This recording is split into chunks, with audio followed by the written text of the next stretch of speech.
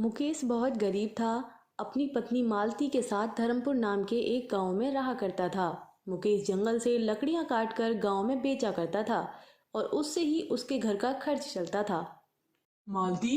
अरे ओ मालती, मैं जंगल जा रहा हूँ, शाम तक लौट आऊंगा। हाँ हाँ ठीक है। इतना कहकर मुकेश घर से निकल जाता है और दुकानदार के पास पहुंचता है। अरे बेटा मुकेश, मुझे त्योहार तक ज्यादा लकड़ियां चाहिए। गांव वाले ज्यादा लकड़ियां मांग रहे हैं त्योहार की वजह से। हाँ हाँ काका, जितनी चाहिए उतनी लकड़ियां मिल जाएंगी, लेकिन थोड़ा पैसों का भी देख लेना, मेरा त्योहार भी अच्छा चला जाएगा। हाँ हाँ बेटा, वो तुम मुझ पर छोड़ दो। कहकर मुकेश जंगल की ओर चल देता है, लेकिन जंगल पहुंचकर अरे, यहाँ तो आज बहुत कम लकड़ियां हैं, और मैंने तो काका को बोला था कि मैं ज्यादा लकड़ियां दूंगा। चलो जंगल में थोड़ा और अंदर चलता हूँ। इतना सोचकर मुकेश जंगल में और अंदर चला जाता है और काफी सारी लकड़ियां इकट्ठी कर लेता है।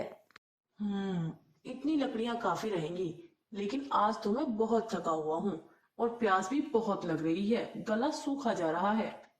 मुकेश पानी की तलाश में इधर उधर घूमने लगता है कि तभी उसकी नज़र एक पेड़ पर पड़ती है, जिस पेड़ में एक दरवाजा लगा होता है।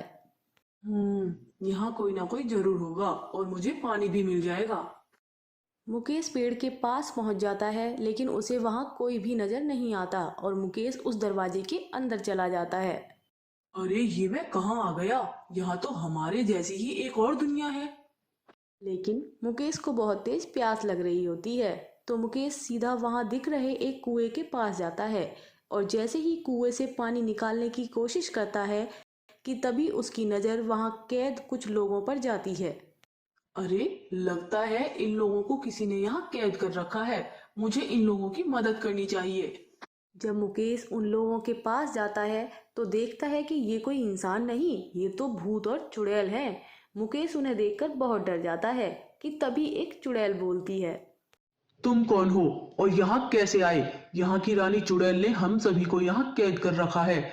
तुम यहाँ से चले जाओ, क्योंकि जिस दरवाजे से तुम आए हो वो दरवाजा साल में एक ही बार खुलता है, अमावस्या की रात को। उस दिन जो भी अंदर आ जाता है वो चुड़ैल उसको यहाँ कैद कर लेती है और मरने के बाद उसको भूत या चुड़ैल बनाकर अपना गुलाम बना लेती है। हम सभी लोग उस चुड़ैल की गुलाम ही हैं। अभी मैं आप सभी को इस कैद से रिहा कर देता हूँ और फिर बाहर चला जाऊंगा। इतना कहकर मुकेश सभी भूत और चुड़ैल को उस कैद से बाहर निकाल देता है।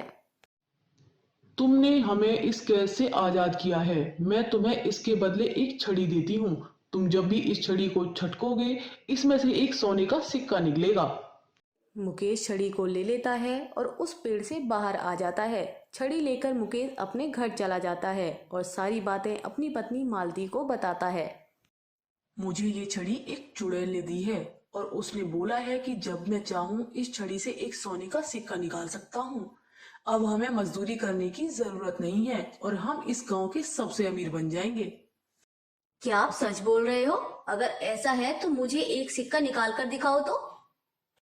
मुकेश छड़ी हिलाता है और उसमें से एक सोने का सिक्का निकलकर गिर जाता है। ये सब देखकर मुकेश और मालती दोनों बहुत खुश हो जाते हैं और मुकेश और मालती के मन में लालच आ जाता है और मुकेश बार बार उस छड़ी को हिलाता और सिक्का निकालता।